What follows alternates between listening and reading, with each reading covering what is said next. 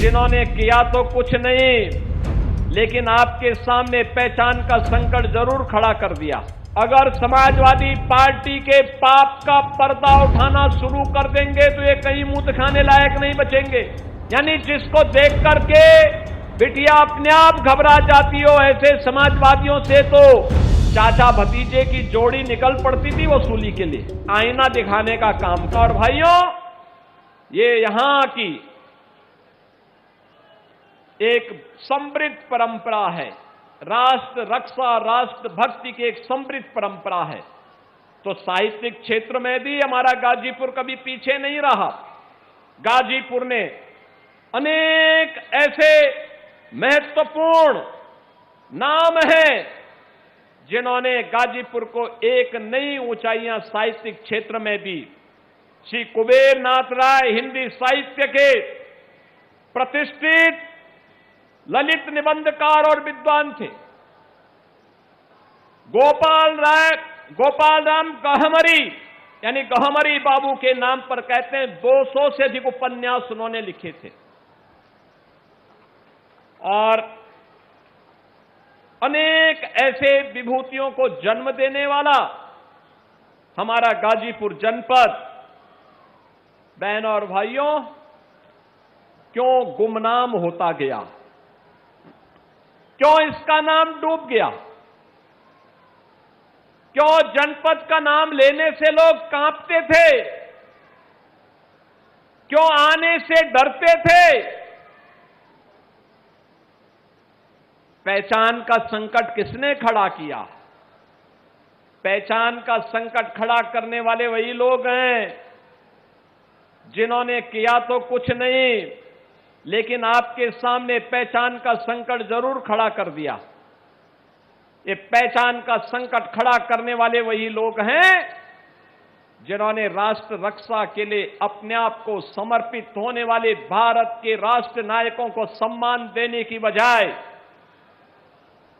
राष्ट्र नायकों को सम्मान देने की बजाय जिन्होंने विदेशी आक्रांताओं को महिमामंडित किया था, जिन्होंने विदेशी आक्रांताओं को महिमामंडित किया था।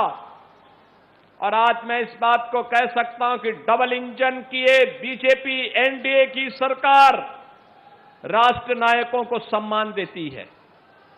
राष्ट्र नायकों को सम्मान इस रूप में 1000 वर्ष पहले 1000 वर्ष पहले भारत को रौंदने की दिशा से आया था एक सालार मसूद। सालार मसूद को बहराइच के चित्तौड़ा नामक स्थान पर भारत के जिस महापुरुष ने, राष्ट्र नायक ने रौंद करके इस्लाम के अनुरूप सबसे कड़ी सजा दी थी, वह महापुरुष कोई और नहीं, महाराज सुहेलदेव हैं। महाराज सुहेलदेव,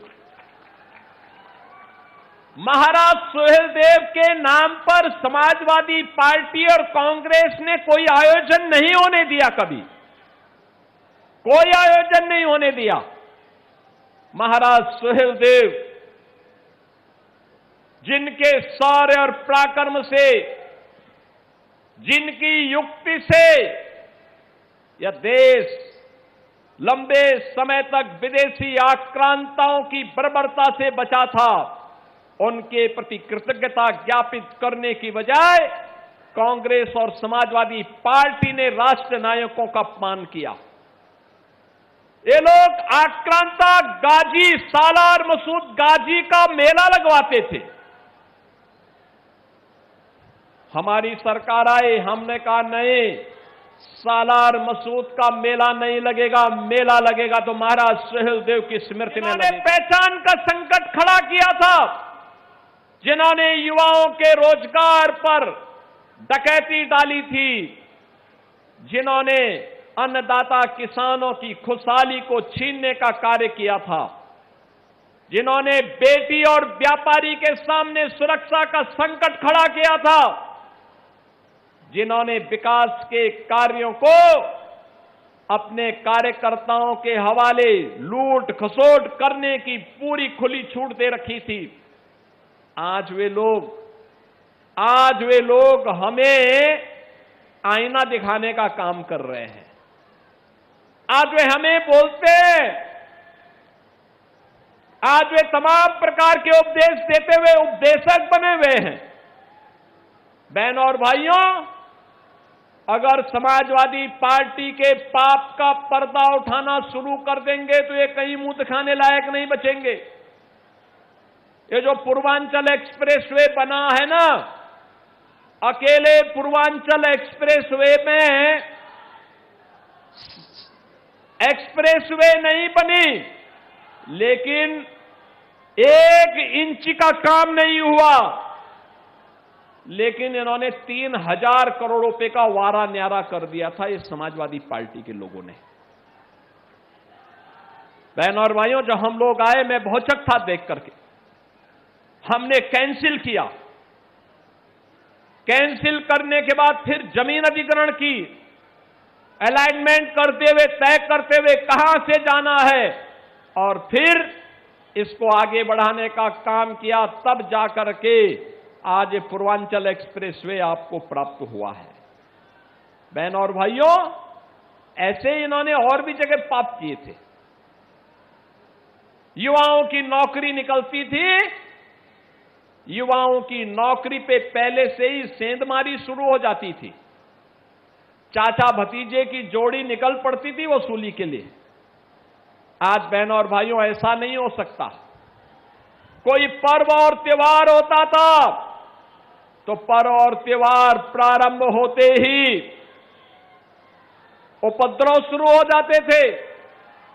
उपद्रव, दंगे, कर्फ्यू, ये एक पहचान बन गई थी यूपी की। कोई निवेश नहीं होता था।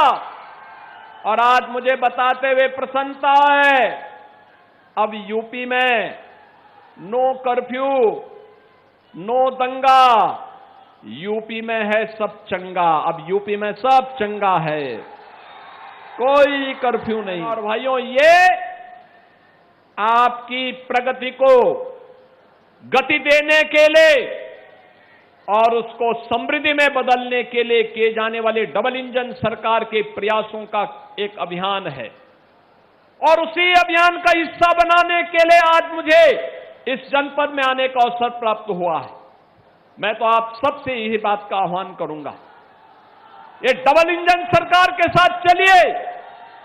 जिन लोगों ने पहचान का संकट खड़ा किया था, नौजवानों की नौकरी में डकैती डाली थी, अन्नदाता किसानों को आत्महत्या करने के लिए मजबूर किया था, गरीब के राशन को खा जाते थे, उन लोगों को मौका कभी मत देना। ये गरीब विरोधी हैं, किसान विरोधी है, युवा विरोधी है और महिला विरोधी। तो इनका जन्म स्वभाव है, जन्मजात स्वभाव है। कोई उम्मीद नहीं की जा सकती इन लोगों से।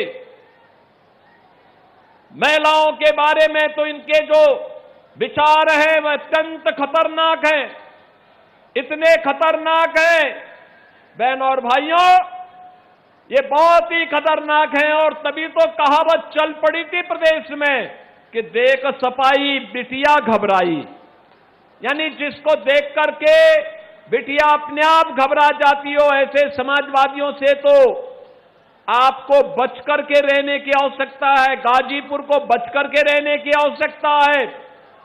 जिन लोगों ने यहां के पहचान पर संकट खड़ा किया था, उनसे बचने की आवश्यकता है।